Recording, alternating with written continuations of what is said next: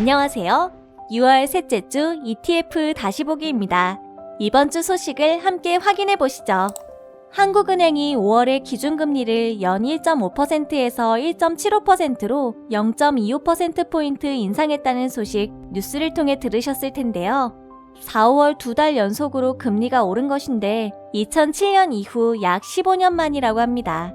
여기에 지난 5월 추가 금리 인상 가능성이 시사되면서 추가 금리 인상 가능성도 높은 것으로 보이네요.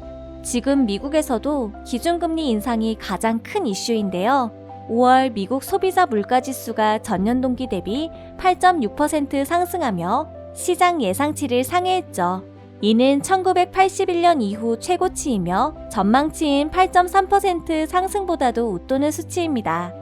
물가 상승률이 예상보다 높아지면서 6월 FOMC 회의에서 기준금리 75bp 인상의 자이언트 스텝이 결정됐는데요. 28년 만에 최대폭 금리 인상인 만큼 앞으로도 금리 변동에 따른 시장 움직임에 주시해 보아야 할 것 같습니다.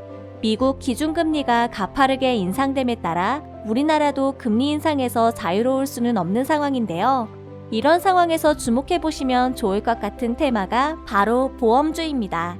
고객들이 납부한 보험료를 운용해서 수익을 창출하는 보험사는 대부분 금리 기반 상품에 투자하기 때문에 금리 인상에 따라 수익성이 좋아지는 경향이 있습니다. 그래서 많은 투자자분들이 아시다시피 보험주가 금리 인상 시기에 수혜주로 꼽히죠.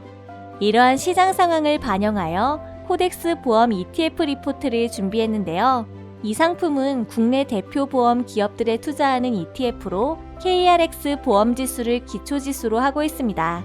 우선 6월 10일 기준 보유 비중 탑10을 살펴보면 삼성화재가 가장 높은 비중을 차지하고 있고요.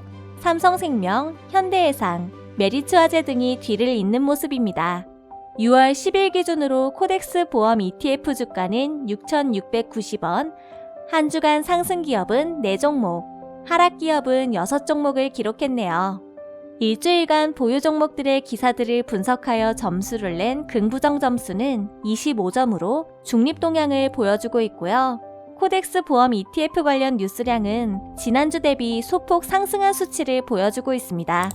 이번에는 주간 수익률 상하의 기업도 살펴보시죠. 주간 수익률 1위는 하나손해보험입니다. 최근 전해진 보험사의 지급여력 지표 비율 규제 완화 방안 발표 소식에 보험주로 관심이 쏠리고 있는데요. 하나손해보험이 관련주로 좋은 흐름을 보여주었습니다. 규제 완화 방안은 금리 상승이 단기적으로 자본 안정성을 저해하는 문제를 완화하여 보험사의 부채 구조를 개선시킨다는 내용인데요. RBC 비율 규제 완화 방안이 발표된다면 경기 침체에 대한 우려가 커지는 상황에도 보험주의 주가 강세를 지지할 것으로 기대됩니다.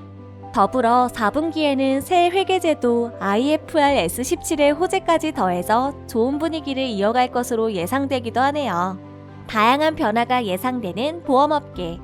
과연 어떤 주가 흐름으로 나타날지 주목해보시면 좋을 것 같아요. 동양생명도 주간 수익률 상위권에 위치했습니다. 동양생명도 앞서 언급한 RBC 비율 규제 완화 방안 발표 소식에 영향을 받았는데요.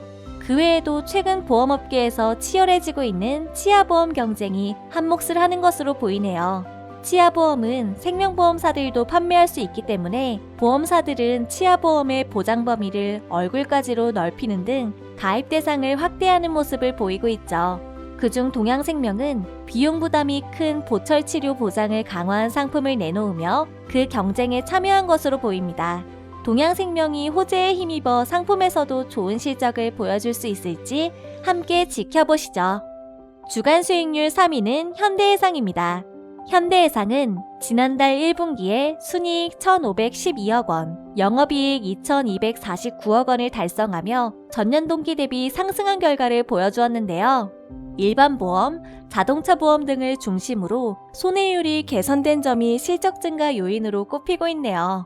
다만 최근 사회적 거리두기가 완화됨에 따라 외출 활동이 많아지면서 자동차 보험은 손해율이 높아질 것으로 예상된다고 하니 조금 지켜보시면 좋을 것 같습니다. 이외에 윤 정부의 110대 공약 중 하나인 맞춤형 펫보험 활성화에 맞춰 올해 안으로 기존 펫보험 상품을 확대한다는 계획을 발표했는데요. 현대해상이 과연 좋은 흐름을 이어갈 수 있을지 기대가 되네요. 하나생명이 주간 수익률 최하위권에 이름을 올렸습니다. 한화생명은 지난달 이경근 부사장의 자사주 1만 주 매입으로 눈길을 끌었었는데 최근 수익률은 저조한 흐름을 보이고 있네요.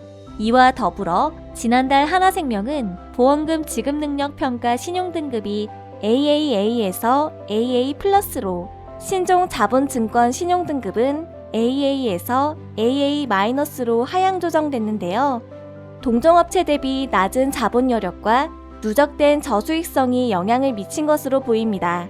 신용등급의 조정이 최근 후순위치의 모집액 3천억 원을 채우지 못하자 주가도 좋지 않은 흐름을 이어간 것 같네요. 주간 수익률 하위권에 메리츠화재도 있었습니다. 메리츠화재는 최근 시장의 하락장으로 주가에 타격을 입은 것으로 보이는데요. 그래도 앞서 주간 수익률 상위권에서 언급했던 RBC 비율 규제 완화 방안 발표로 메리츠화재도 RBC 비율이 178.9%에서 208.1%로 개선돼 긍정적인 분위기가 예상됩니다. 하락장 속에서도 스타트업 오픈 플랜과의 협업, 환경책임보험, 쿠콘의 자동차 데이터 제공 등 다양한 활동을 펼치고 있으니 앞으로의 행보에 주목해보시면 좋을 것 같아요. 이어서 관련 뉴스 증가율이 높았던 기업도 확인해볼까요?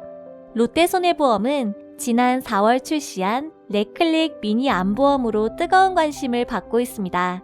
해당 상품은 30세 남성 기준 월 660원의 저렴한 보험료로 10년의 가입기간 동안 보험료가 인상되지 않는데요. 4월 출시 이후 꾸준한 판매 호조를 보이고 있고요. 특히 20대와 30대를 중심으로 가입 증가세가 이어지고 있다고 합니다. 일명 MZ세대를 사로잡은 보험 상품으로 주목을 받으며 지난주 관련 뉴스량이 많았던 것으로 보이네요. 삼성생명도 지난주 많은 투자자분들의 관심을 받았는데요.